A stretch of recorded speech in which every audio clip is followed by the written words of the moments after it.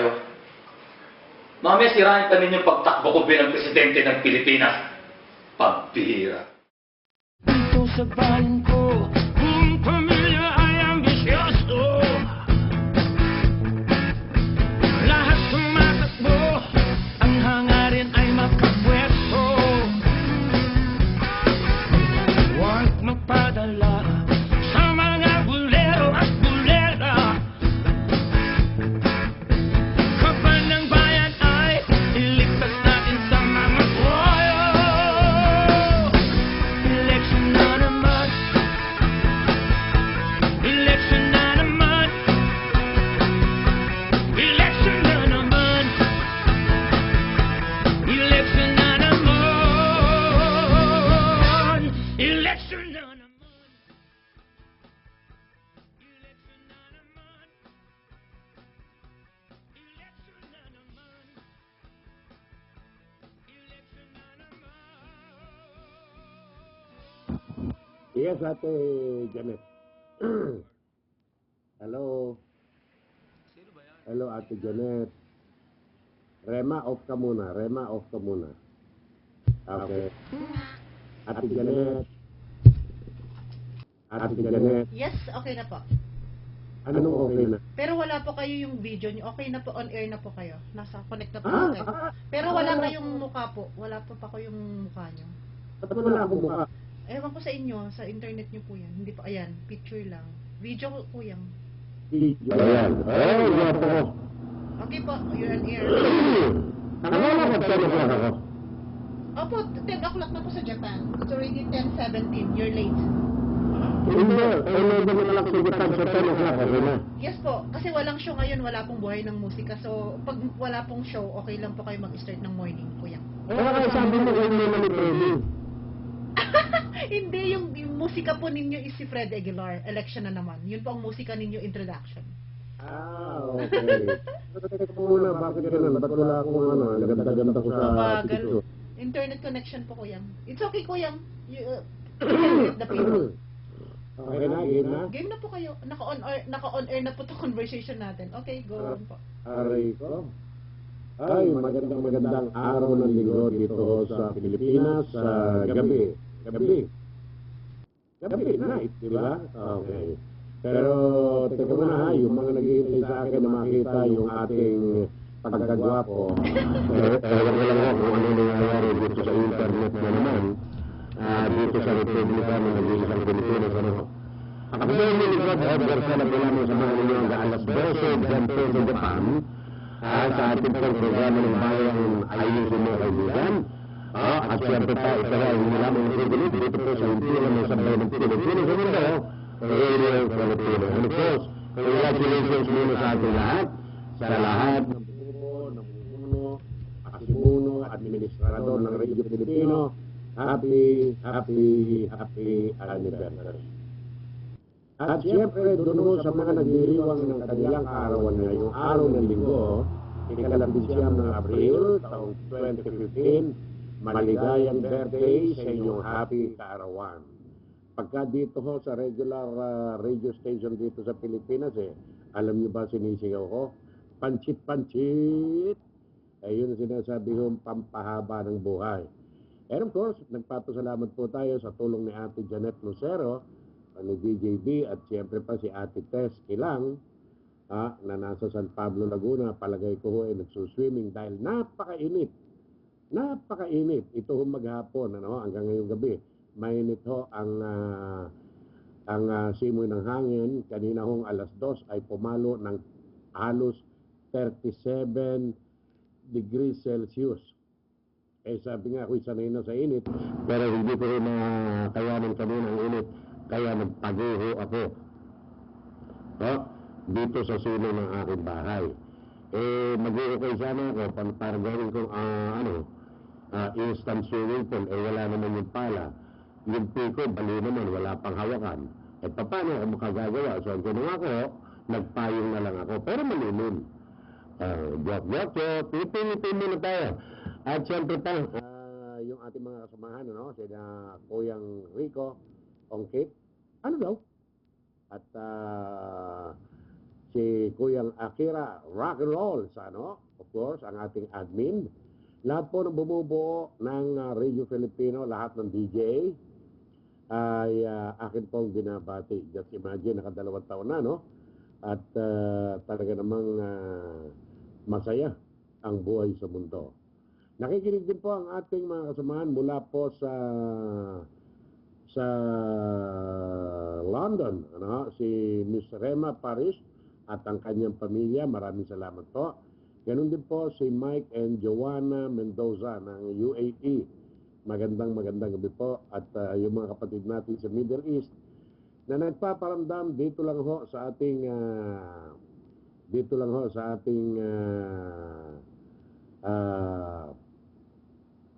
Facebook account. Ayan, talaga namang nakakatuwa eh. Nakikiusap na nga ako na na pumasok na sila eh. Mas gusto sa Facebook, nahihiya daw. Oh. Di ba? Nahihiya daw silang mapakinggan. O mapanood dito sa ating programa. Bakit kaya naman? Huwag. Sali kayo. Pasok kayo din sa ating radiofilipino.net. Yan. Okay? At si Sabrina Panillano, ayun.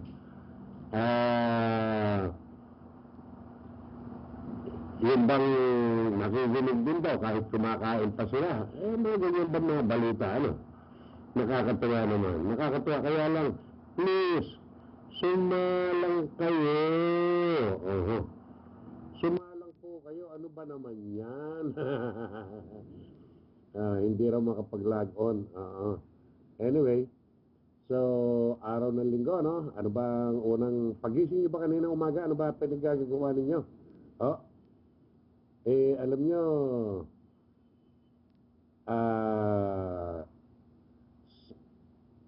tuwing araw ng linggo, alam nyo ginagawa ko? Hindi pa ako nagsisipilyo. Iyayakap ko na si Aling Elsa. Si Aling Elsa. Hindi pa ako nagsisipilyo, kahit nakapikit pa. Niyayakap ko na, kinikis ko. Because Sunday is a family day. Kasi yung mga anak namin may kanya-kanyang pamilya na, kaya kami na lang dito at sumbunso namin si David lagi din naman wala lagi din naman wala so kami lang mag-asawa, magkasama. At ang linggo, nababasa nyo naman sa aking mga posts, it must be our priority. No more, no other priorities. Ito yung araw ng linggo, it must be our family. Para matiyak na tayo nga, yung boyfriend nila noon o girlfriend nila noon. Ngayon na hindi na dahil partner in life na, di ba? So, yung mga kabataan pa na nakikinig sa atin, make it the point na priority lagi ang family, At wag na wag kayong susuko. Ayusin mo yan. Kaya mo yan. Alright? Well, isa ho sa mga gusto kong tanungin sa inyo, gano'n na ba kayo, katagal sa bansa na inyo kinalalagyan? 3, 4, 5, 6, 7, 8, 9, 20. Di ba? So, hindi natin kinu-question sa isang negatibong tanong ito, Tinatanong natin ito kasi gusto ko lang hong malaman yung inyong naging karanasan sa haba ng panahon na yan?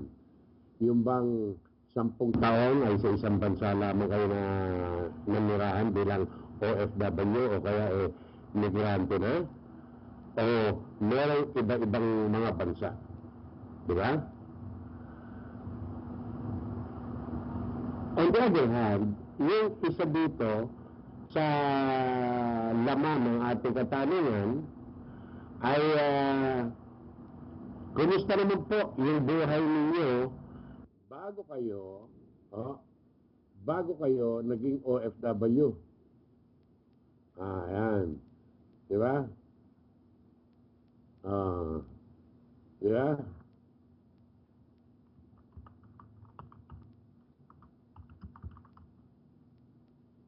Di ba? Kasi may mga bagay na gusto ho nating i-share, baka sakaling makatulong, di ba? At baka mahabol pa kung medyo nahuhuli na. Pag-usapan natin bilang mga OFW.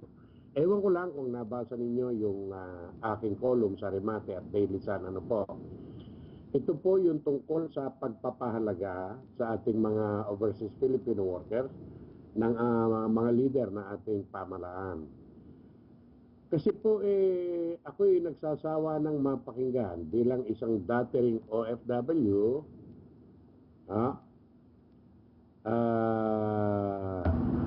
Ako'y nalulungkot. Sapagkat para bang yung sinasabi ng iba tayo daw OFW, puro na lang bagong bayani. Pagka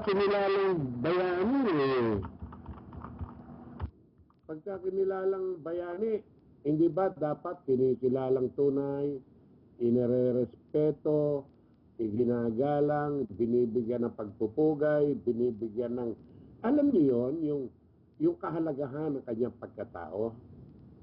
Ngayon, ang tanong ko ginagawa ba ng mga namumuno sa ating bayan?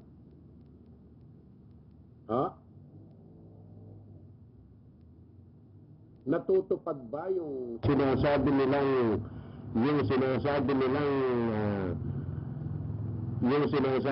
na pinaglilingkuran ng tama ang uring ng gagawa? O hanggang salita na lang talaga na dakila. Tama na yun.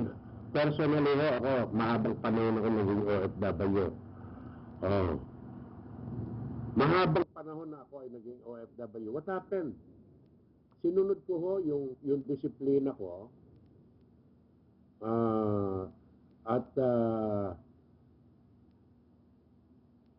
Ayun, medyo pasensya na lang ho. Mukhang may problema ang aking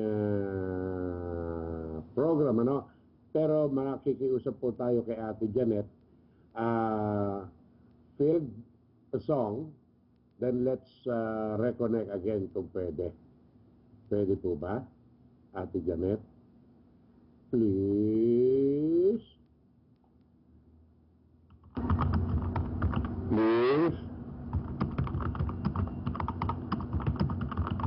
Ate Janet? Okay. Sayang. Baka mawala sa isip ko yung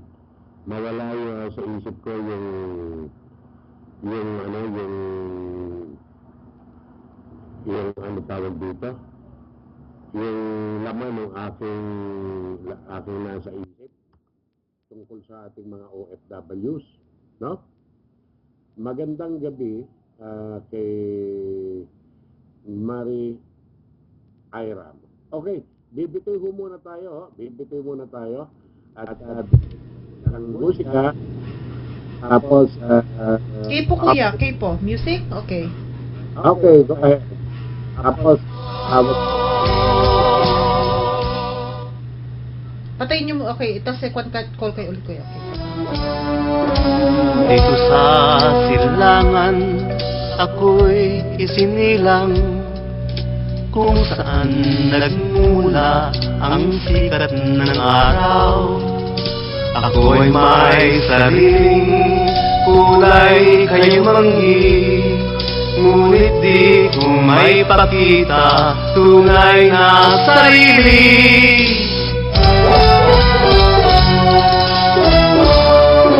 Kung ating hanapin ay matatagpuan, tayo ay may kakanyang dapat sinangaan.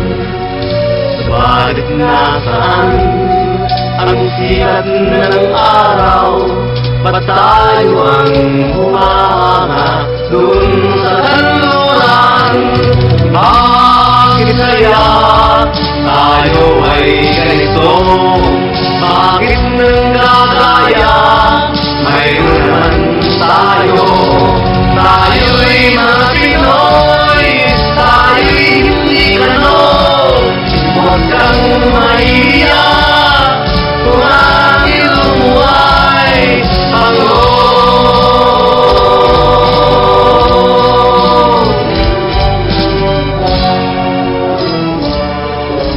Dito sa silangan tayo'y sinigang, kung saan nagmula ang sikat ng araw. Subalit nasaan ang sikat ng araw? Ba't tayo ang humanga dun sa kanluran? Bakit kaya tayo ay ganito? Bakit nanggagaya? Mayroon naman tayo. Tayo'y mga Pinoy, tayo'y hindi ganon. Huwag kang mahiya kung ang iyong buhay pango.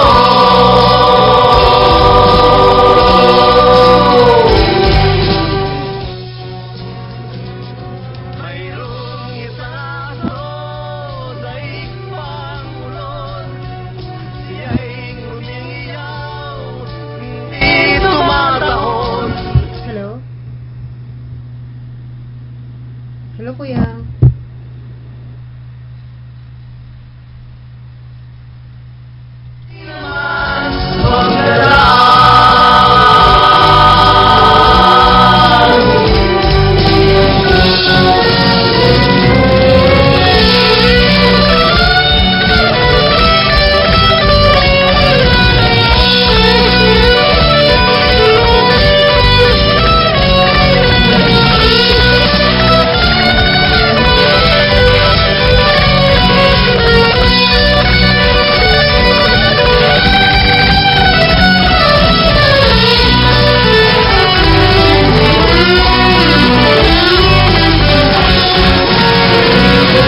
Mayroong isang aso sa ikpangulon, siya'y umiiyaw, hindi tumatahon, katulad ng iba. Hello po. Okay, tuloy-tuloy na ho tayo mga kaibigan. Tuloy niyo na, kuya. Wala talagang Oo, at nagbabuffering pa rin ang ating online video, kaya kung malinaw naman ang ating dating, yan na lang po muna ang banner, ano ho? Okay po. Anyway, let's go. So kanina ho, ang tanong ko gano'n na ang haba ng panahon ng inyong pakikibaka diyan po sa mga bansa na inyong kinalalagyan bilang manggagawa, ano ho? At not available, sabi. Not available daw ang Radio Filipino. Teka muna. Nasa Japan naman siyang nagsabi, not available daw. Oh, bakit kaya? This web page is not available? Ha? Teka muna ha. Ayan, ha? No, look. Ayan. All right. Naririnig na raw ako sa London ng kaibigan natin si Rema Navarro Powers. Thank you. At yun pong iba pa natin mga kaibigan, ano ho? tiis lang kan. Ayun, tumawa na si Maria Ariam, ha? Ng Nani Kore. Aha, nariyan po siya dyan sa Japan. At maraming salamat. Si Maria Ariam, magandang gabi sa inyong lahat kasama ang iyong pinakamamahal na pamilya. Alright, let's go back to the issue, no? Yung sinasabi ko na gaano na kayo kahaba bilang OFW o migrante sa mga bansa na inyong kinalalagyan. At bago kayo napunta riyan sa bansang inyong kinalalagyan, kumusta ho ang buhay ninyo? Noon at ngayon,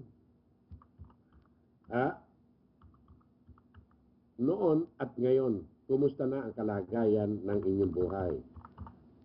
Don't get me wrong here, mga kababayan, na nasa iba yung dagat, lalo na, don't get me wrong here. Gusto ko lang po na magkaalaman tayo, magkarinigan tayo, at kung meron kayong gustong i-communicate sa atin, it's either via Facebook o doon mismo sa ating website sa www.radiofilipino.net. Alright. Si Ate Janet talaga pilya. Kasi maraming mga Pilipino na nung hirap pa sa buhay, ang nasa isip nila ay mangibang bansa para maunlad ang maging maunlad ang buhay. Hindi lang siya, kundi lalo na yung kanyang pamilya. Ano-ano yung mga nasa pangarap? Ako, inaamin ko, ito yung sa akin nun. Ito yung sa akin nun. Pumayag ako nag-abroad para po maibsan ko yung hirap namin mag-asawa. Napakaganda nga. Nagtuturo nga kami pareho ng aking asawa na si Elsa sa kolehiyo. At sarap pakinggan. Professor Ed, Professor Elsa. But as years go by, nakadalawang anak, nakatatlong anak,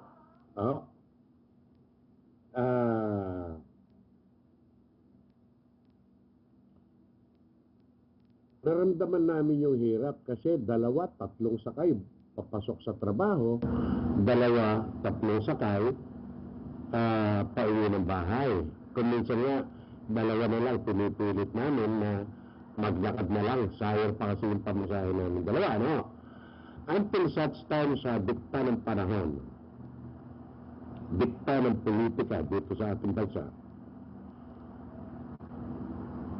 na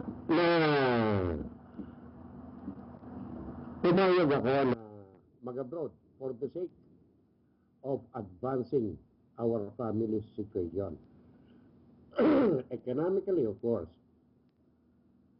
Pero sabi ko kay Mrs. Versole noon, maximum of 3 years lang. So, hanggang kaya, sabi niya ganyan, okay, hanggang kaya ko, but to me, ipinako ko yung sarili ko na hanggang 5 years lang. Besides, alam kong marami pa ako magagawa dito sa Pilipinas. So I went abroad, going to the Kingdom of Saudi Arabia, and believe it or not, isa na yata ako sa sinasabing Panginoon na 100% ang remittance ko sa sweldo ko. Because I know my wife how she handles our finance. I trust her much in handling the family system. So, ganun ang ginawa ko. Bagamat hindi pwede magmalaki, doon ko natuklasan na, dolyar nga ang ang sahod mo, hindi naman piso ang gastos, di ba? Real ang sweldo mo, real din ang ano mo, ang gastos mo. So, sabi ko, teka muna. Pagka ganito ibuhos ko na lang doon. Libre naman lahat. Pagkain, damit, sabon, libre lahat sa kumpanya namin. So, it ran that way until na nung 83 to 86, umuwi na ako after the EDSA revolution. Believing that everything will be alright, na wala na yung political hassle, so I went home. Dahil wala na yung dictator na presidente, I believe magbabago na ang sistema sa Pilipinas. Pero in just a matter of year, nagwawala na naman ako At although I got connected with Malacanang people, with then President Cory Aquino, through my friend Senator Harrison Alvarez, ayun, binigyan ako ng assignment sa Japan at binigyan ako ng mission. May pinahanap sa akin mga tao na naiingin ko naman. Pero then nakita ko na yung ano ang dapat mangyari sa buhay ko. Sasayangin ko pa ba ang oras ko? So, dun sa Japan, naganap na rin ako ng mga trabaho ko until makapag-develop ako ng magandang friendship sa mga Japanese people. And it all started yung pagbabago. Pero after another 3 years sa Japan, I went home. At nung pag-uwi ko ng bahay, nakabili ng kotse si Mrs. Versola. Pero hindi pang luxury yung binili niyang kotse. Segunda mano, pero ginagamit niyang pang-deliver sa mga tiyangge. Yun o, tiyangge, di ba? So, pero dahil nga yung straight 3 years na naman na hindi ako umuwi, sabi ko, give me 1 month. Give me 1 month bago magpapahinga lang ako. Pero in 3 days time, sumama na ako sa kanya. Sabi, gigising siya ng alas 4 hahango ng mga faktorya, mga snack food. Babalik ng bahay na alas 7, aalis ng alas 8. I felt guilty that time. So sabi ko, ako nga magmaneho. At yung pagsama-sama ko sa kanya, natutunan ko agad yung trade. Ayun. Sabay na kaming gumigising ng alas 4, ng madaling araw, namimili. Uuwi kami alas 7, magluluto, kakain, alas 8, lalabas kami, magdi-deliver. And I'm proud of having my wife to be my lifetime partner kasi she led me sa isang tamang pamumuhay kasi actively engaged ako noon, actively involved ako noon sa politika dito sa ating bansa. Hanggang ngayon naman. So, awa ng Diyos, yung mga kahirapan noon na sinasabi ko, nawala na po yon. At kung hindi nga lang sa politika, baka nandiyan pa ako sa Japan ngayon Well, anyway, balikan po natin yung tanong ko sa mga kababayan, sa inyong lahat. Katulad ni Maria, katulad ni Ate Janet.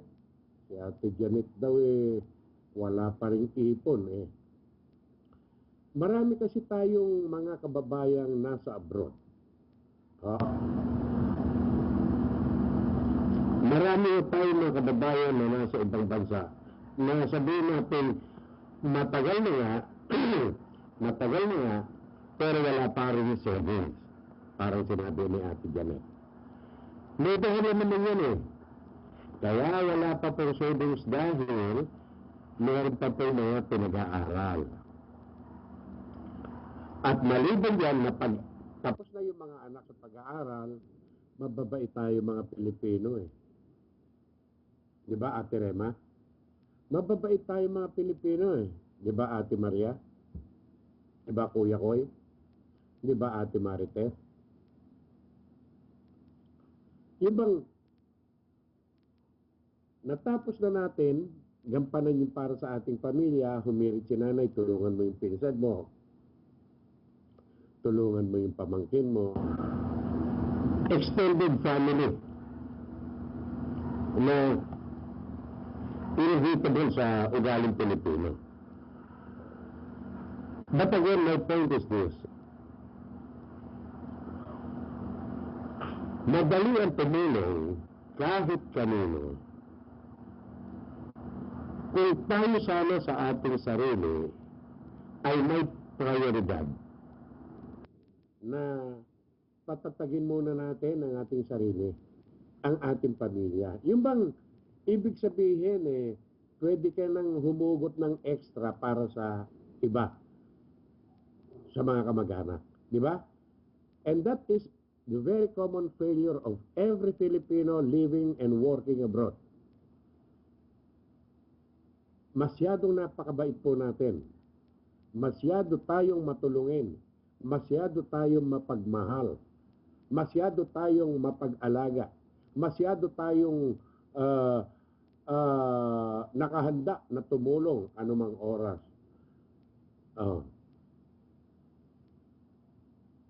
Walang masama doon, of course. Walang dapat na pagsisisi. But my point is this, ladies and gentlemen, my fellow Filipinos. It is all right to help every member of our family, but first things first. Patatagin muna natin yung sarili nating pamilya. Tapos tingnan natin, pwede ko bang bawasan ito? Pwede ko bang i-extend itong tulong na ito? Siguro, hindi ko masama na gawin natin yun Siguro, yung sharing of blessing, kung may extra ka dapat, kung kasi lang sa pamilya mo. Di ba? Paano gagawin natin? Hindi kayo magagalit dahil personal ko pong karanasan nito kasi masakit man aminin mismo yung mga kapatid ko na doble ang sweldo sa akin nung nasa Japan kami. Hindi binigyang halaga yung sarili at yung sariling pamilya. Although maganda pa naman ang buhay nila, pero kasalanan ko ba na medyo umangat ho ako sa kanila?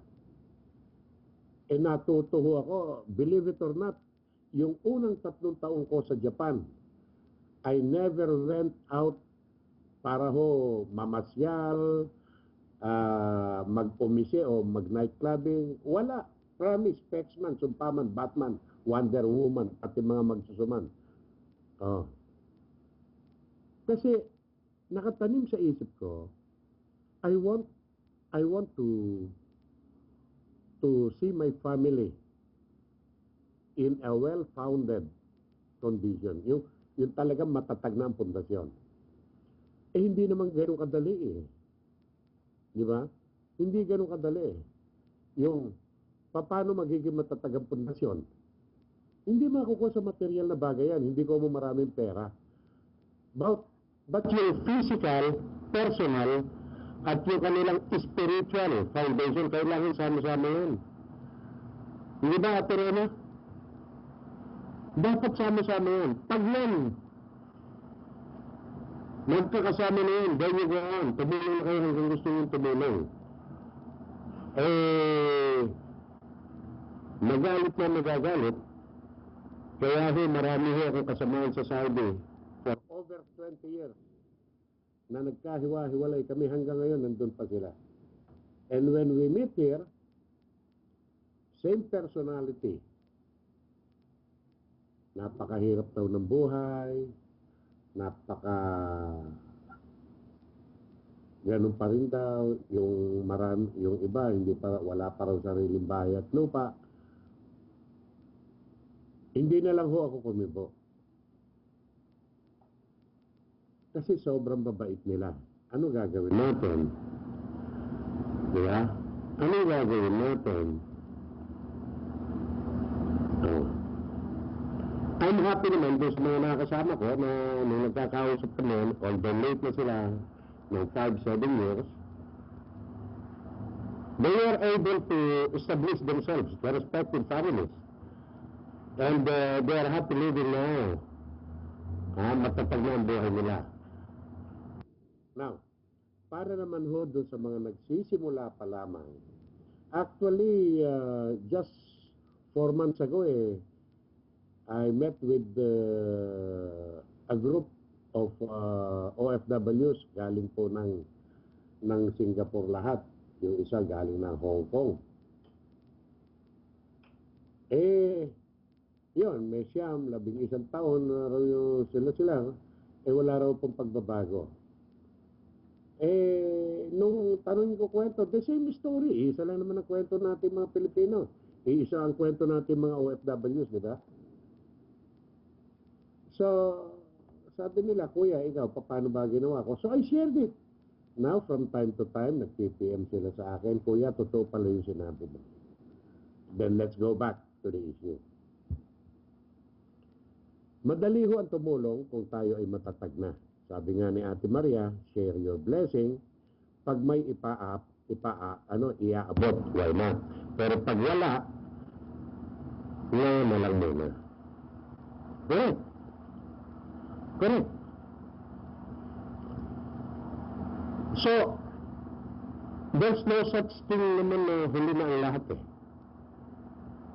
Kung nakalimutan niyo yan ng 10 years, 12 years, 15 years, and still you are there abroad working as an OFW or immigrant, edi itama natin ngayon, di ba?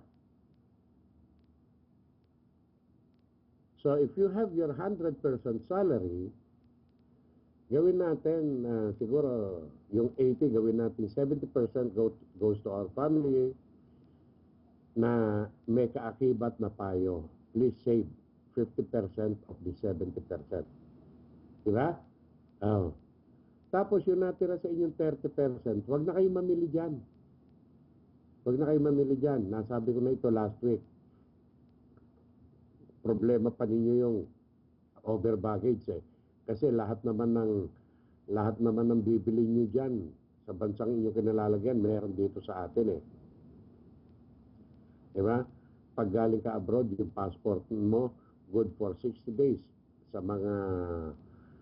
mga bilihan dito. Lalo na sa mga PX na sinasabi natin, 30 to 60 days. Ino-honor yan. So kung uwi ka dito, kung ano lang meron ka na gusto mong iuwi mo, pero hindi dapat sumobra sa bagahe mo na 20 kilos, di ba? And by the way, yung pag-uwi ninyo, papaalala ko po ulit sa inyo, hindi masama na tumanggi sa mga pakete na gustong ipadala sa inyo para sa kanilang pamilya dito. But please check it out. Bago nyo tanggapin yun, pabuksan nyo sa kanila. Pag ayaw pabuksan, huwag nyo tanggapin. Hindi masama yun. It is your personal protection. Diba? Ang sinasabi po natin dito, ay yung mga karanasan, ito magkakasunod na karanasan na marami nating OFW na may nagpadala ng mga illegal na pakete. At isa nga, yung si Marlene Veloso na ngayon ay nakakulong at anytime next week ay baka tayo na by musketry o firing squad. Nandun na yung kapatid niya at talagang binibigyan ng pagkakataon na makiusap sa mga leader ng pamahalaan Indonesia na patawarin na sa halip na bitay ay gawing hanap buhay na lamang. Ako nga pala humihiling sa inyo. Hindi ipanalangin natin yung ating kababayan sa Indonesia. Oy, magandang gabi sa iyo, Koy.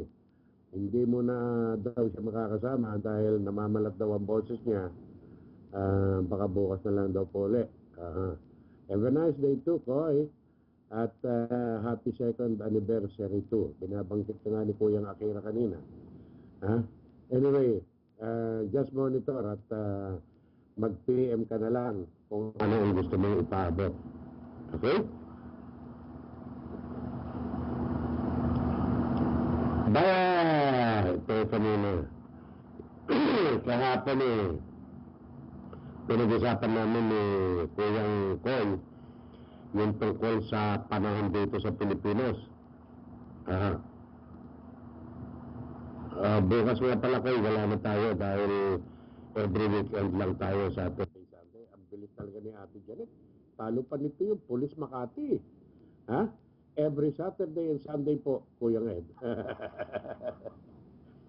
Ay, siya nga pala, no? Gusto natin makatulong sa Commission on Election. Although, kinagagalitan natin, binabatikos natin. Ang Commission on Election ay gusto ko naman makatulong.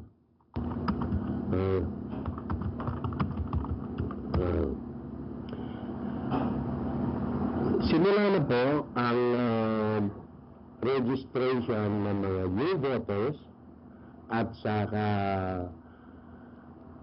transfer of registration ng mga dati ng mga botante at kung noon ay narito kayo sa Pilipinas at pumoboto kayo pero ngayon ay magtatagal kayo sa mga bansang inyong kinalalagyan.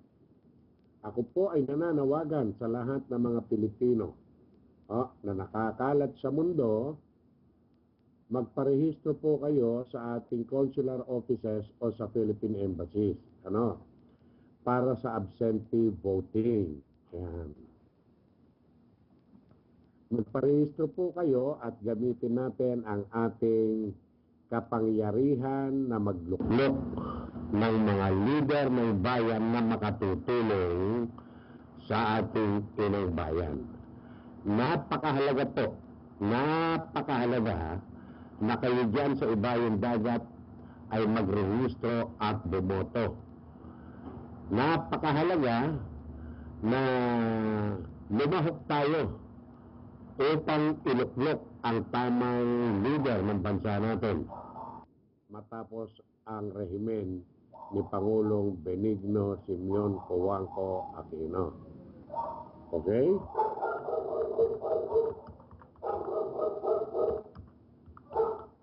Kailangan po na lumahok tayo. Pilitin natin na makasali tayo sa 2016 election.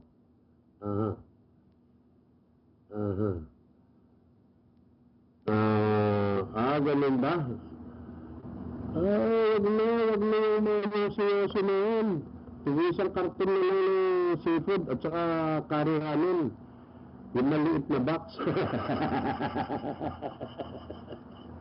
Okay, sure.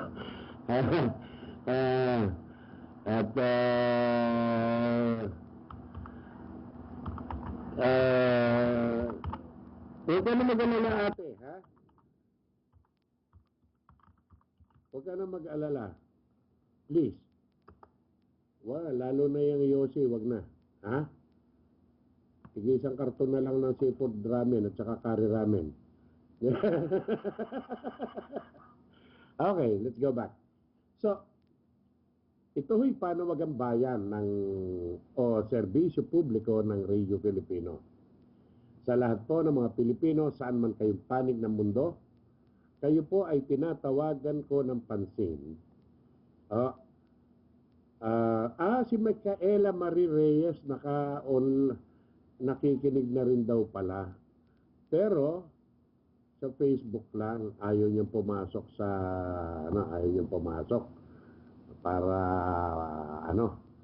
para masali natin siya ng lubusan. Ayan. Okay?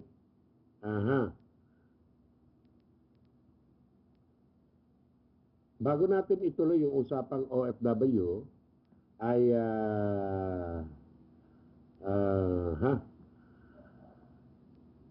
yun munang panawagan, yung serbisyo publiko po ng ating Commission on Election at ng Radio Filipino, magparehistro po kayo, please.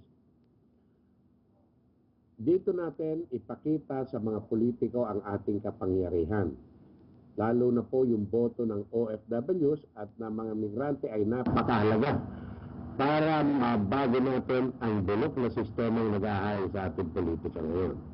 Okay? Sige, pag-usapan natin ng politika. Hindi natin natapos kahapon, hindi namin natapos ito kuya ko eh. Sa larangan ng politika ngayon, ay naglalabasan ng iba't ibang survey na kung sino ba ang malakas sa presidential election, kung sino sa vice presidential election, kung sino sa mga senators, congressman, pero local na po yan. Let's go on national level lang.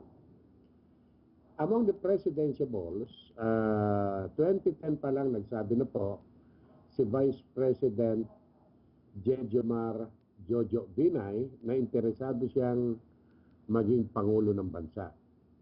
Okay?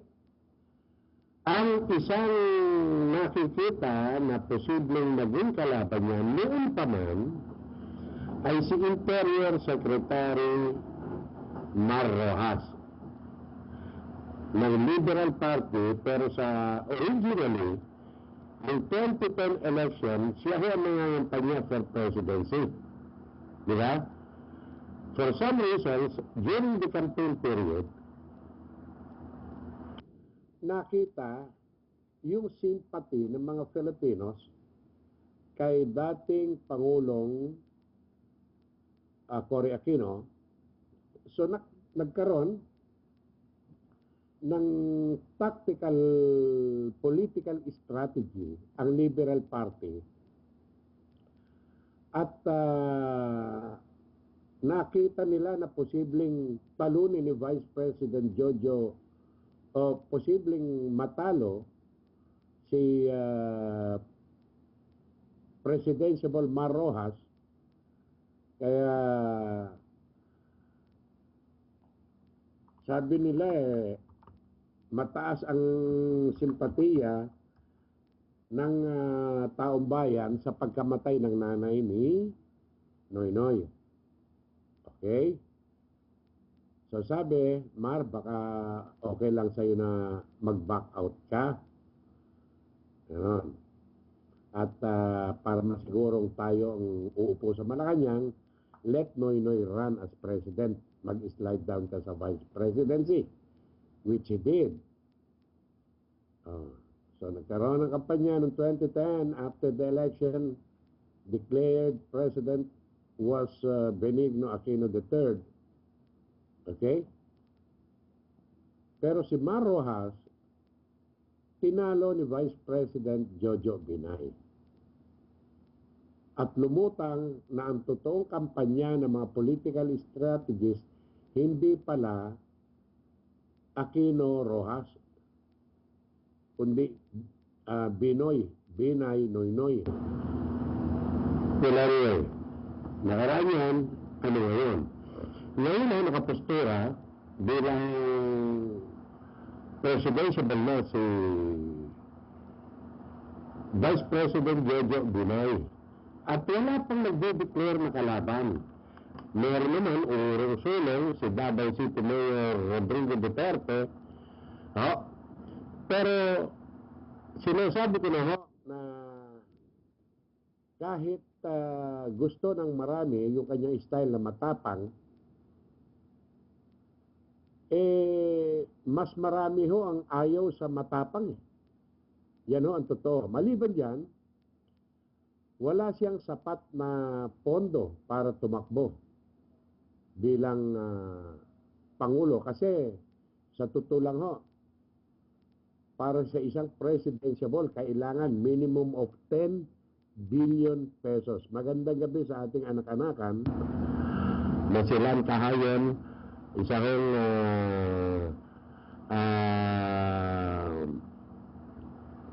airplane mechanic dyan po sa Ninoy Aquino International Airport. Ate Maria, lipat lang muna tayo sa politika para ma-update yung mga kababayan natin na mahilig sa politika. So, if Duterte has no money, there's no way for him to win. Diba? Now, who is the money? Manny Villar, former Senator Manny Villar, and former presidential na tinalo ni Noynoy. Now, tanong natin, is he going to spend another 10 billion for the campaign alone? We do not know. We do not know. Hindi natin alam kung magtatapon pa ng ganyang pera si Manny Villar. Si dating Senator Dick Gordon, ayaw na rin niya eh. Dahil nga magulo ang mga magulo ang politika. At taksil ng taong bayan. Yung mga botante, mamaya pag-uusapan natin yan. So, sino makakatapat sa pera ng Vice President Binay? It's only Interior Secretary Mar Rojas. Okay? Mar Rojas. Magandang gabi sa iyo, Ate Marites Kila. Okay. Ngayon, kung paglalabanin natin si Binay at Rojas sa presidential election, ano yung mga strong points and weak points ng dalawa? Diyan ko ho kayo ngayon ibibitin. I do not want to be like somebody as a political analyst. Hindi ko po muna yan sasabihin sa inyo. Ang mahalaga, magparehistro muna kayo sa ating mga Philippine embassies, magparehistro kayo sa ating consular offices para mabilang ang boto ninyo.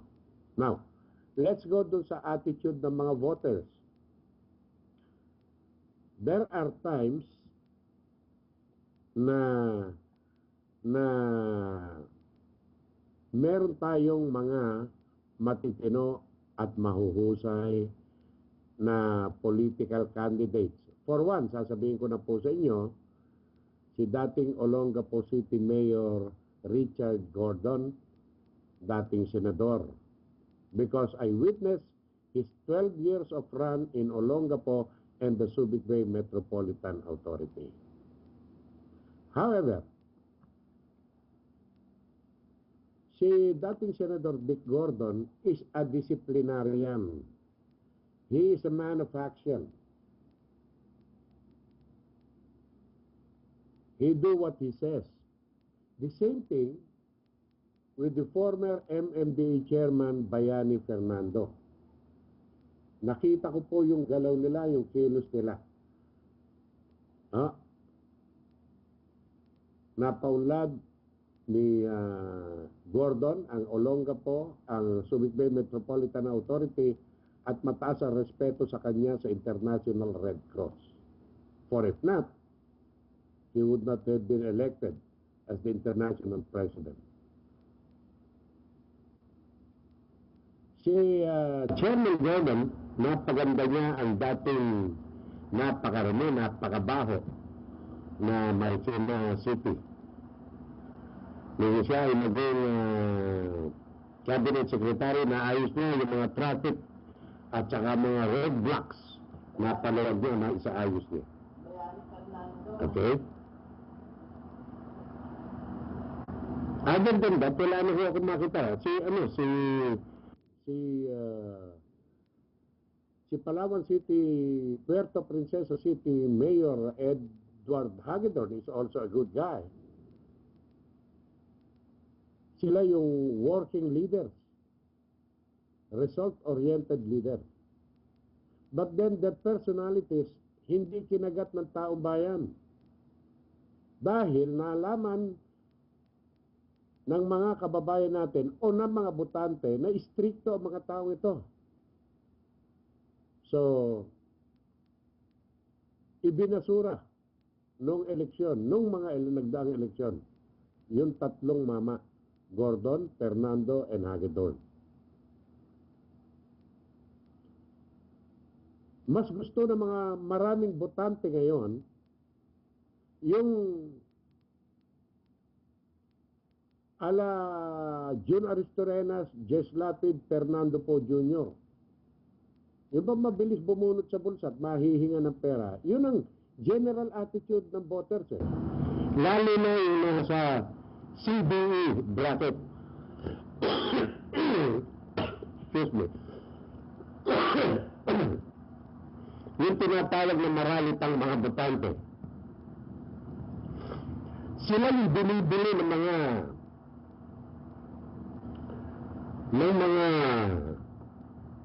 politiko, yung mga traditional politicians.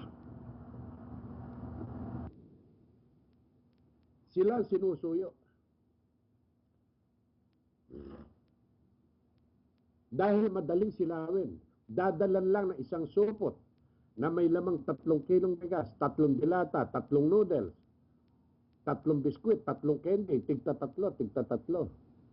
Solve na, sila na ang iboboto. At para matiyak na sila iboboto, babalikan yan a day before election at bibigyan tigli 500 hanggang 1,000. So what happens? Yung mga traditional na politiko ang nananalo. Na presidente, vice-presidente, mga senador natin. At dahil gumastos itong mga ito, gumastos na ng kampanya. Pag-upo nila, are you going to expect a return of service? No! Ang katiran po ng mga ito, bayad ka na. Ba't ka pa humihingi ng pera? Totoo po yan, ha? At marami kaming narinig, marami kaming nakilala, marami kaming mga witnesses nagsusumbong sa amin. Marami nagsusumbong sa amin na kung paano sila pinagsabihan ng mga politikong ibinoto nila na sinabihang bayad na kayo, ang kakapal na mukha ninyo, hingi pa kayo ng hingi ng pera. Gusto ko ba natin na yun ang sabihin sa atin? Ako, personally, mga kababayan,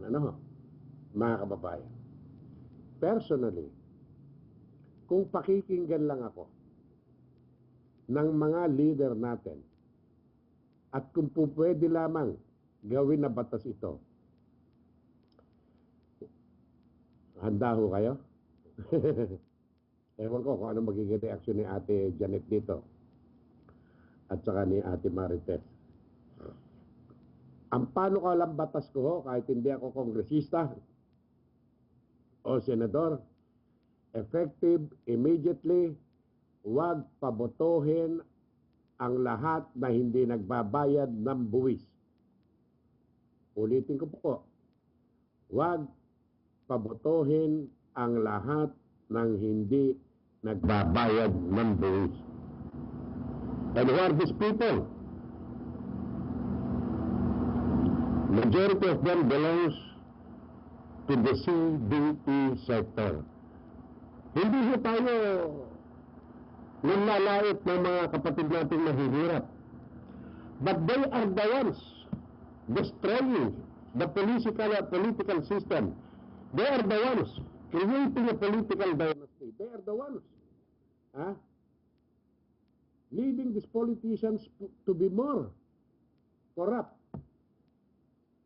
Eh, sa totoo lang ho, subukan ho ninyo. Di ba? Tingnan ninyo, bakit dumami squatter? Dahil sa mga politiko. Bakit ayaw sila ng mga policy ng mga politiko? Dahil sa boto nila. Oh, yun po ang totoo. Okay? Hindi ba, Maria? Oh, hindi ba, Lan? Hindi ba, Koy? Hindi ba, Ate Marites? Yun ang totoo eh. Ba't pa tayo ano tawag dito? Maglilihim, magtatago, di ba? Wag na ho, kita mo, sabi ni Joanna Mendoza, tama, correct, second demotion. Lagyan mo pa ng third, Joanna. At magandang gabi sa iyo, Mike, at sa inyong mga kaibigan dyan sa UAE. Yan. Diba? Sino ito? May bagong ano, video, eh. Alam mo nga dito, Miss Elsa? Oh. May bagong video, eh. Meron Eh? na nakalagay. Oh. Ate El. Aba! Ate Elsa pala nakalagay, hindi DJ Elsa. Ay smart Bobby Mom mula sa Lasal, sinubok na panahon sa kanyang Mom's Corner, ibabahagi at talakayin ang mga karanasang nagpatibay sa kanya bilang ina. Ate Elsa. Oh, ang galing naman ni Ate Janet talaga. Love you, Ate Janet, sa Thursday, kasi nakakasama niyo siya. Now, so yun ho.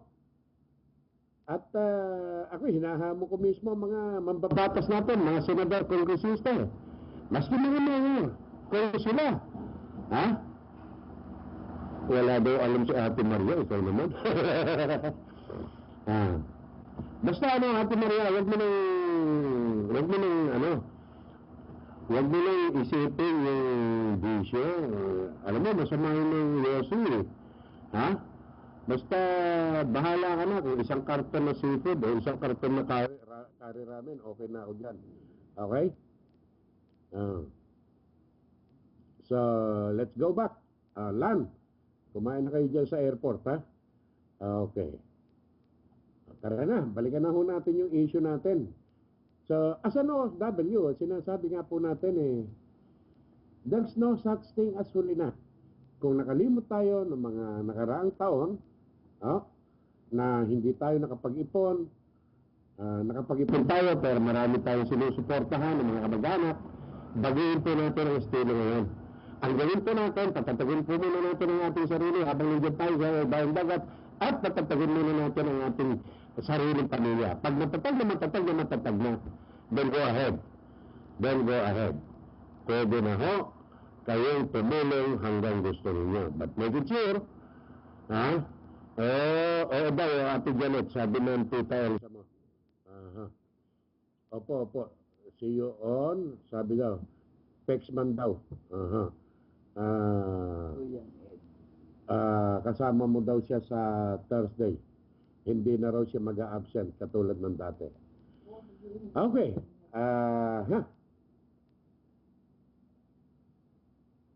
Pag-usapan natin yung mga... isara muna natin yung sa OFW, ha? So, siguro, nagkakaunawaan na tayo sa ating pinag-usapan, ha? Patatagin muna natin ang ating sarili bilang OFW emigrante. Tiyakin natin na matatag muna at maibigay na natin ang lahat ng pangangailangan ng sarili natin pamilya. Then after that, you are free to extend helping your relatives. Okay ba yan? Okay ba, Ate Janet? Kung marami natang impon si Ate Janet, eh. Ha? Basta, prepare yourselves now. Ihanda na ninyo ang inyong sarili. Saan ko ba gustong makabili ng bahay at lupa? Sa Dasma ba? Ha? Dasmariñas, Cavite? O sa Forbes? Forbes, Manila. Diba? Ayan. So, whatever, gawin mo natin yun. Gawin natin, makakaya ninyo yun. Maniwala at magtiwala po kayo sa inyong sarili. Ha? Gawin mo ninyo ang lahat ng inyong magagawa. Kaya po ninyo yan. Okay na. Ilipat po tayo ng issue. Okay. Kahapon na ang lagay ng panahon dito sa ating bansa ay 36.2. Kanina ho, almost 37. Imagine kung gaano kainit yung 37 Celsius. Sa Tuguegarao, Cagayan, almost 39. Parang nilulutong chicharon sa tindi ng init. Ano ho? Ang panahon dito sa atin. Kaya naman, nagkikiusap-usapan ngayon yung bang pangkalusugan ng mga kababayan natin.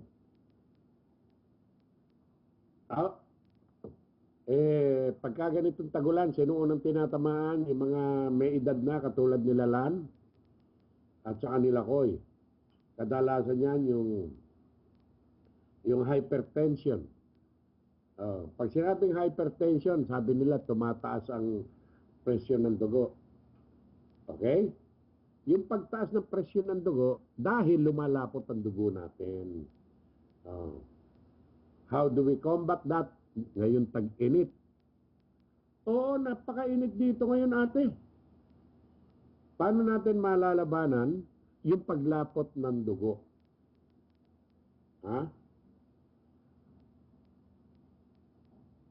Simple lang po. Hindi ko ipinapayo ang gamot.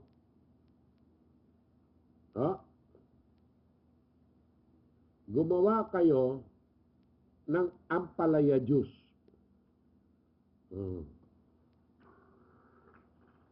Okay?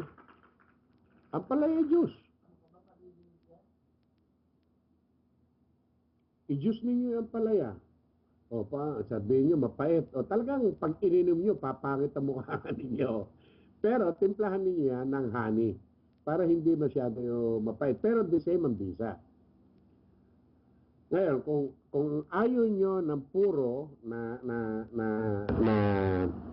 ampalaya juice, pwede nyo tigaan ito ng orange juice, isama nyo doon, pero lagyan nyo ng celery at saka pepino. Nako, detoxified kayo, kontrolado ang dugo ninyo. Kasi yung hypertension, ang dahilan po yun, paglapot ng dugo. Hindi basta tumataas yan. Terminology lang yung mataas ang dugo. Okay? Kaya ikaw, Ate Maria, sa mga bitter person naman daw yung ampalaya. Talagang pilya talaga, Ate Maria. Sa dugo yung pinag-uusapan natin, bitter person kinanamo. Talaga rin naman.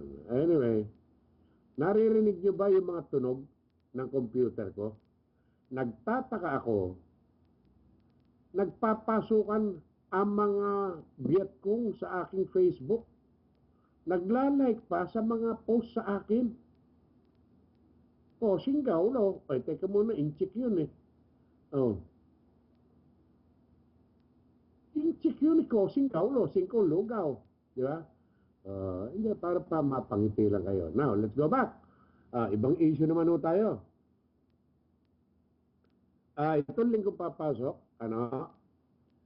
itong linggong papasok, ay magsisimula na po yung tinatawag na Joint Military War Exercises ng Amerika at ng Republika ng Pilipinas. Halos 30,000 halos 30,000 Filipino-American soldiers are participating in the war games that will be conducted in different parts of the Philippines, particularly in Zambales, near the Spratlys group of islands, in Palawan, nearby Sia, one place in Mindanao, one place in Bicol, and others, hindi ko na po alam. Ang magandang balita na nakasimangot ang ating mga kababayan sa Olongapo at Subic. Dahil nung nakaraang taon, kung maalala ninyo, may war games na naman, may war games na ginawa, may napatay na kababayan natin na transgender. Yung transgender, either bakla o tomboy. Si Jennifer Laude. Jennifer dahil transgender, yun pangalan niya. At si Lance Corporal Pemberton ang suspect na ngayon ay nag-hearing. Ngayon, yung libo-libo, may 10,000 yung mga sundalo Amerikano ngayon ay nakadaon sa Subic Bay Metropolitan Authority Ha? Noon, alam nyo, pag sinabing may barko, masaya ang mga kababayan natin na mga taga-Sambales, partikular yaong mga nasa Olongapo at Subic Town. Kasi dumadaong ang mga barko ng Amerikanong sundalo doon po sa Subic Bay Metropolitan Authority na dating base naval ng Amerika. Natutuwa, nagpipista dahil kita lahat ng mga anumang uri ng tindahan. Matanda, bata, lalaki, babae, tomboy o bakla. That was before. Dahil sa nangyari last year, sa pagkapatay ni Pemberton kay Laude, ban ho lahat. Bawal sa sino mang sundalong Amerikano ang lumabas ng SBMA para mag-night clubbing. Sa loob may mga nightclubs din. May mga bars. Kahit sa loob ng SBMA, bawal sila. You see? So, nakasimangot ang mga kababayan natin na taga-Olongapo at taga-Subic. Iyon. Malinaw. Kaya patay ang hanap buhay. Talagang ganyan. Ha? Talagang ganyan eh. Kanya-kanya yan eh. Kanya-kanya. So walang tama din naman yung patakaran eh. Kung may mangyari na naman disgrasya. Di ba? Kung may mangyari na naman disgrasya, ano mangyayari?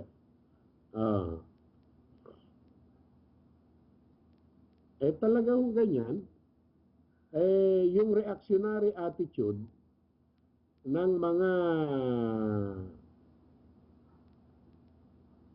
kababayan natin, nakaka-irita.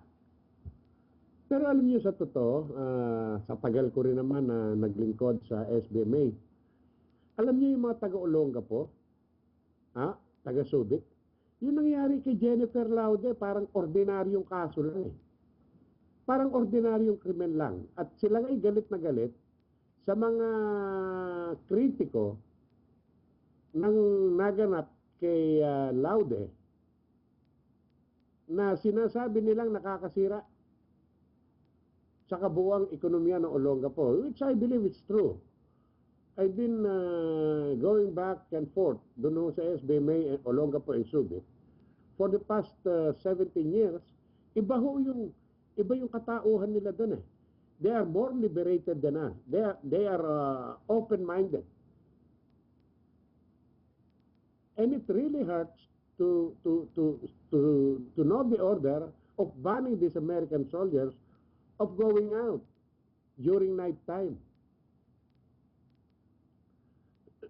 Alam niyo, pag may mga parang fiesta, and come on, to the moralist, sasabihin, para bang aprobado ko raw ba yung tinatawag na hanap buhay ng mga babae o ng mga bakla o mga lalaki na prostitution? No! But let us be realistic, ladies and gentlemen. Yun ang alam nilang hanap buhay eh. Yun ang inabot nilang kaalaman eh. Baka mabigla kayo. Bakit nagkaroon ng AIDS sa Pilipinas? Hindi ho doon nanggaling yan sa mga pangkaraniwang mamamayan. Nagsimula ang AIDS, yung HIV AIDS, di ba? Nagsimula yan sa mga high society. Members ng our high society, mga alta sosyedad na mga kababayan natin, yung mga pasosi-sosi, kung tawagin. Totoo po yun. Nako, maniwala kayo hindi. So, Yun yung totoo. Now, yun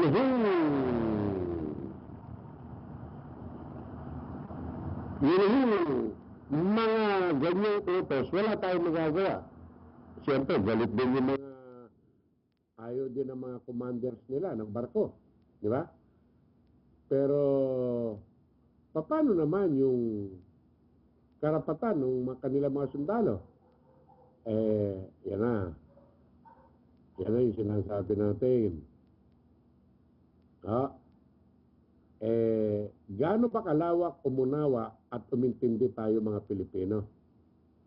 Di ba? Konting sutsutan kasi, reaksyonaryo agad na negatibo. Yan yung mahirap. So, who got affected? Yun mga kababayan natin doon. So, yan ang isang balita. Actually, kahapon ay nag-birthday ho si dating Pangulo at ngayon ay Manila City Mayor Joseph Ejercito Erap Estrada. 78 na ho siya kahapon at nung interview siya ng mga kasama natin sa media na ano yung kanyang birthday wish. Di ba, pagka tayo tinatanong, ano ba birthday wish mo? Humaba pa ang aking buhay, magsama-sama pa tayo na matagal, di ba? Di ba, yun ang sinasabi? At yan din ang mga sinasabi ni dating Pangulong Erap ng mga nagdaang mga taon. Pero ngayon, o kahapon, ang sabi niya, sana payagan na ni Pangulong Noynoy Aquino na ilagay na lamang si dating Pangulong Gloria Macapagal Arroyo under house arrest. Dahil pag nakita niyo si Pangulong Arroyo ngayon, kung anong ganda nun, ngayon, parang yung tingting sa kapayatan dahil nga sa kanyang sakit. Totoo lang po yan.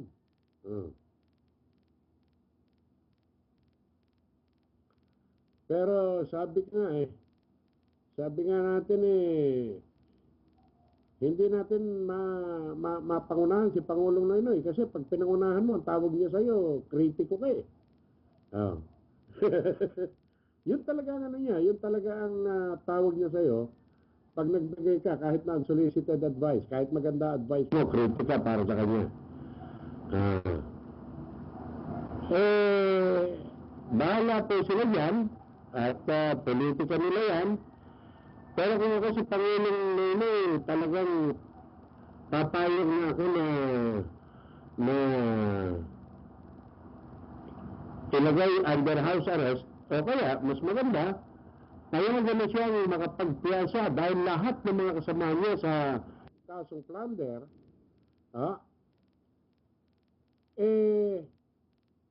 pinayagan magpiyansa eh.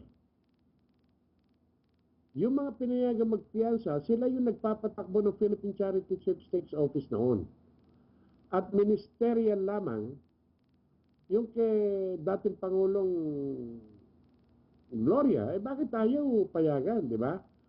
Lumalabas tuloy, sinasabi nga ng marami nating mga kababayan, paghihiganti laban kay Pangulong Gloria dahil sa pagpayag nito na utusan ang angkan ng Cojuangco Aquino na nagmamay-ari ng Hacienda Luisita na ibalik na sa mga tunay na may-ari ang malaking bahagi ng Hacienda Luisita. Ito ay ang mga magsasaka. At para maging legal yung utos o pagpayag ni Pangulong Arroyo, kailangan dumaan ito sa desisyon ng Korte Suprema. At sa mahabang panahon ng pagsusuri pag-aaral ng Korte Suprema, finally, they ordered the Cojuangco Aquino clan to give back the lands of the farmers in Hacienda Luisita. And after those decisions, after those orders, what happened? Ayan, kinasuhan si Pangulong Arroyo ng plunder kasama yung mga opisyal ng Philippine Charity Sweepstakes Office na kahit nagawa-gawa lang yung kaso, after a couple of years run ng pagdinig, pumayag ang korte na pansamantalang palayain ang mga sangkot sa PCSO, nagpinabibilangin daw as ministerial officer ni dating Pangulong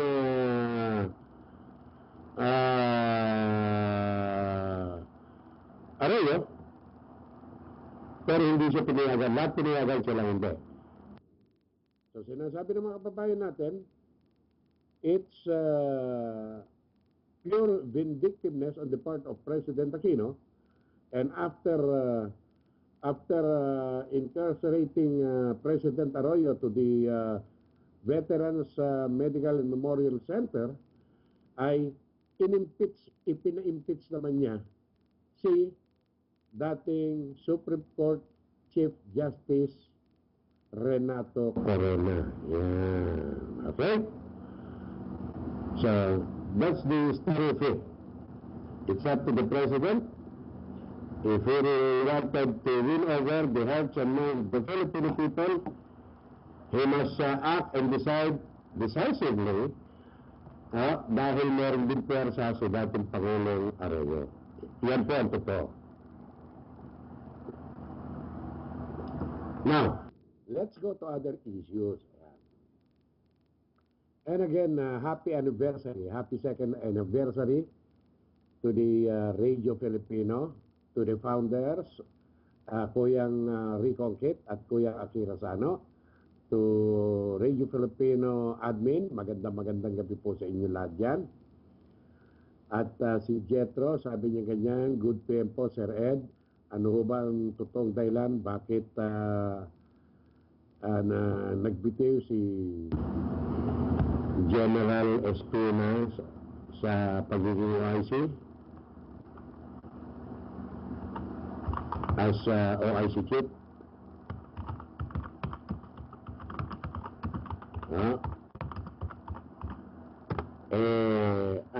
Alam mo, Jetro, presidential prerogative. Presidential prerogative yan, kaya let them go with it. Na-discuss ko ba ito kagabi? Yung tungkol kay OIC Chief PNP Leonardo Espina, yung pansamantalang ipinalit ni Pangulong Noynoy na PNP Chief after na masuspend ang kanyang barkadang si PNP Chief Alan Purisima na nag-resign na sa PNP Chief. Dahil sa hindi pwede ang dalawang 4-star na hepe ng Philippine National Police, nag-resign na as PNP Chief si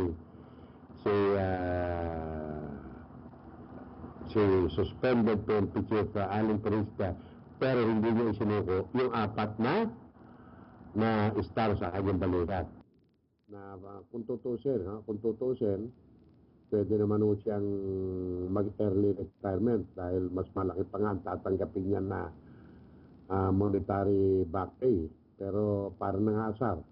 So, Police Director General and OIC Chief Leonardo Espina decided to finally resign.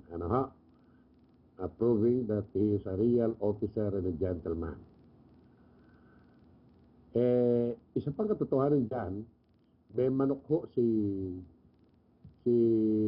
Pangulong Noynoy, batay na rin sa pangulit sa kanya ng kanyang mga kapatid para maging PNP Chief.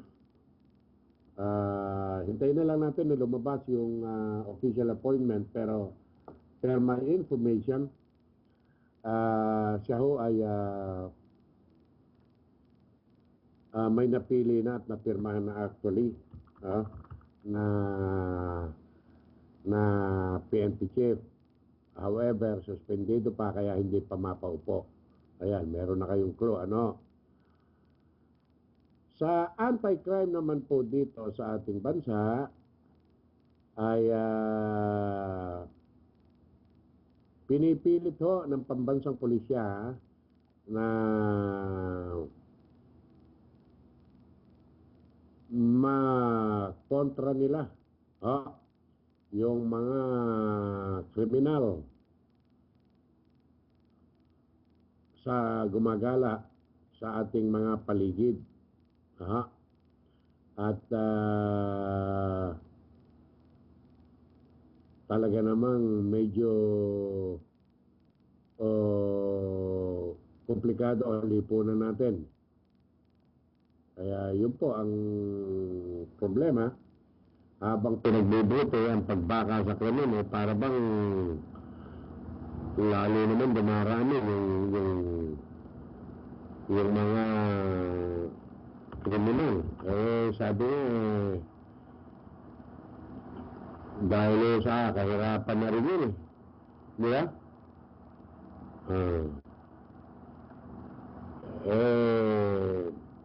Ano pa nga bang magagawa ng lipunang Pilipino? Kaya naman maraming tinatawag na na kriminal o rebelde dahil na rin yan sa nararanasang kahirapan ng mga kababayan natin. Sa totoo lang,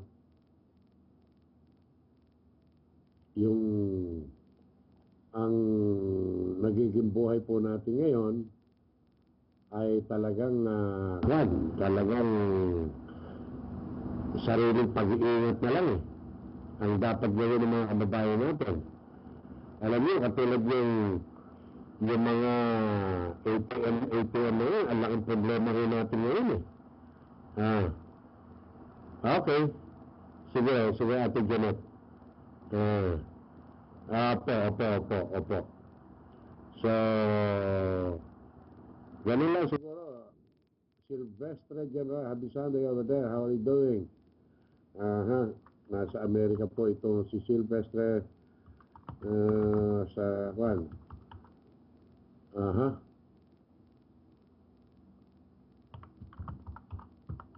Nasa Amerika po siya at nangungumusta. Pero grabe.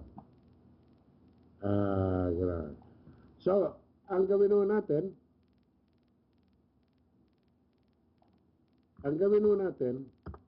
ay maging maingat na lang. Maski nandiyan kayo sa ibayong dagat, yung mga credit cards ninyo at saka mga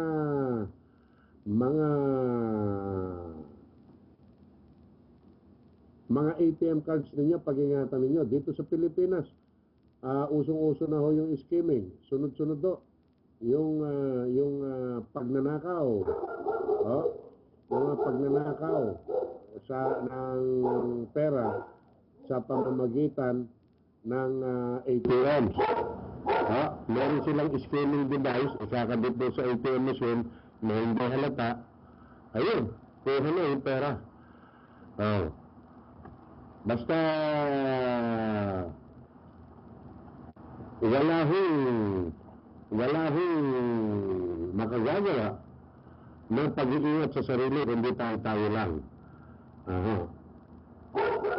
At balikan ko na lang yung paalala natin sa mga kababayan nating overseas Filipino workers. Maski po yung mga migrante, ako'y nalulungkot na marami akong kamag-anak, marami akong kaibigan na lumipat na ibang bansa. Yung mas marami naging migrante, hindi na nag-uwian dito. Hindi dahil nagandahan sila sa Amerika, hindi dahil nagandahan sila sa Canada, hindi na dahil nagandahan sila sa Great Britain, hindi ho yun ang dahilan. Dahil yun pong malaking gastusin, yung kriminalidad, yung walang kapayapaan, yung walang seguridad nararamdaman. Yun yun. Pero ito nga, katulad ng sinasabi ko, babalik na naman tayo doon sa registration ninyo sa mga Filipino embassies natin o sa consular offices natin, register and vote, please. Please, please, ako na ho nananawagan sa inyo lahat. We have to decide. We have to decide, diba? On who will be our leaders for after 2016. Pag umuwi kami dyan, di namin naramdaman na bagong bayani kami sa sarili namin bansa. Ayun na nga. Yun na nga eh. Yun na nga po ang mahirap eh. Yung katulad ng entry point natin kanina, pag tinawag dapat tayong bayani, dapat nararamdaman natin. Kung pwede nga lang, pag uwi natin sa Pilipinas, sa red carpet, kung pwede nga lang, sa isang linggo, libreng pagkain ang ibigay sa atin ng pamalaan, di ba? Dapat lahat ng pribileyo, sabi nga ni Ate Janet. Bayani ka ba ng mukhang tanga ka sa airport pa lang? Bayani ka ba matatawag na pagsakay mo ng taxi, dito ko tangka ng taxi driver? Bayani ka ba matatawag na may nagloko sa'yo? May nanduga sa'yo? Hindi ka man lang matulungan? Bayani ka ba na hindi mo man lang maramdaman ng konting biyaya na sa loob ng mahabang panahon na remit ka ng remit ni hindi ka mabigyan ng kahit 1% na discount man lang? Kaya nagagalit sa inyo si Ate Janet eh. Di ba ate? Sumbong, pag nagalit si Ate Janet, lagot kayo. And anyway, sa lahat po, lalong-lalo na, ito address ko sa mga OFW. Mag-ipon kayo hanggang kaya ninyo. After 2 years na gusto ninyo ulit, gumastos kayo, pero please, iplano ninyo yung paggastos. Hindi yung, marami ako kilala, talo pa si Santa Claus kumamigay eh. Sabi naman ni RJ, Kuya Ed, advance happy birthday. Ano ho ba ang handa mo sa birthday mo sa linggo? Aba, alam pa. Marami na akong handa. RJ, marami akong handa. Yung panghanda na lang ang problema ko. Wala akong panghanda. Ngayon, kung magdodonate ka, okay lang. Tatanggapin ko ng bukal sa aking puso. Di na rin boboto yung ate ko. Huwag naman. Ito pa isa. Kuya, malaking handaan ba sa birthday mo? Oo, malaking handaan. Humanda kayo, hahabulin ko kayo ng tubig. Bubuhusan ko kayong lahat. Hello again, John Ravi Silvestre. Nasa barko po siya at nakikinig sa atin. Pero Facebook pa rin. Anyway, unti-unti ho ay magsasara na tayo ng ating paddling. At sana po ay nabigyan ko kayo ng kaunting impormasyon na makatutulong sa ating pang-araw-araw na buhay. Ay, maligayang birthday kay nanay ni Maria. Diyos ko naman. Ano pangalan ng nanay mo? Okay? At sana po ay anumang oras na kailangan ninyo ang ating tulong, payo, ay nakahanda tayo mula sa Radio Filipino at sa personal kong kakayanan. Anumang tulong ang nais ninyong hilingin, handa ko pong iabot sa inyo. Huwag lang ho pera, sapagkat ako talagang walang pera. Pautang po, aray ko. Maria, ano pangalan ng nanay mo? Diyos ko naman. Oras na dinggin mo. Okay, anyway, muli po, sa lahat po ng mga nagdiriwang ng kanilang mga happy kaarawan, maligayang birthday po sa inyong lahat. At yung lahat po nang nagdiriwang din ng kanilang anibersaryo, kay Mrs. Emma Gonzales. Magandang gabi po, maligayang pakikinig at maligayang birthday sa inyong happy kaarawan. Si Maria, kabibili lang ng bago niyang sasakyan, Honda, Espada. Yan. At sa inyo pong lahat na talagang ayaw pumasok sa ating Skype o ayaw pumasok sa ating network at gusto na nakatutok lang dito sa Facebook, okay lang po yan. Sana ho ay napasaya namin kayo, nabusog namin kayo sa informasyon kahit papano. And mag-post lang po kayo sa ating Facebook, Eddan Verzola. At sama-sama together tayo. Ha? At sa ating mga kasamahan sa Radio Filipino, congratulations all. At happy second anniversary. Ma'am Emma Gonzales, happy birthday. Ako pa rin po ang inyong kasama. Ako pa rin po ang inyong kaibigan. Ed Verzola po lamang na nagsasabing mabuhay ang sambayan ng Pilipino na nagmamahal sa ating inang bayan. Ayusin mo yan, kaibigan. Paalam po.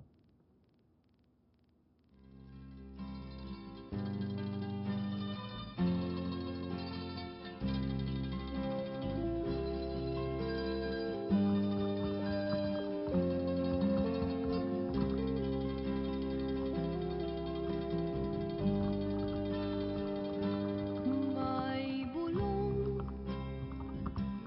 dinggin mo, ihip ng ating panahon. May sigaw dinggin mo, at ubos na ang oras mo. Oras na magpasya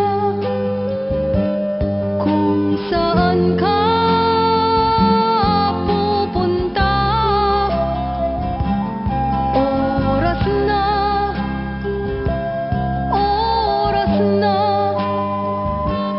mag-iba ka ng landas. Tayo na sa liwanag, ang takot ay nasa isip lamang. Tama na ang pag-aalinlangan, ang takot ay nasa isip lamang. Kung daay di tiyak at ang ulo'y laging ligaw, damhin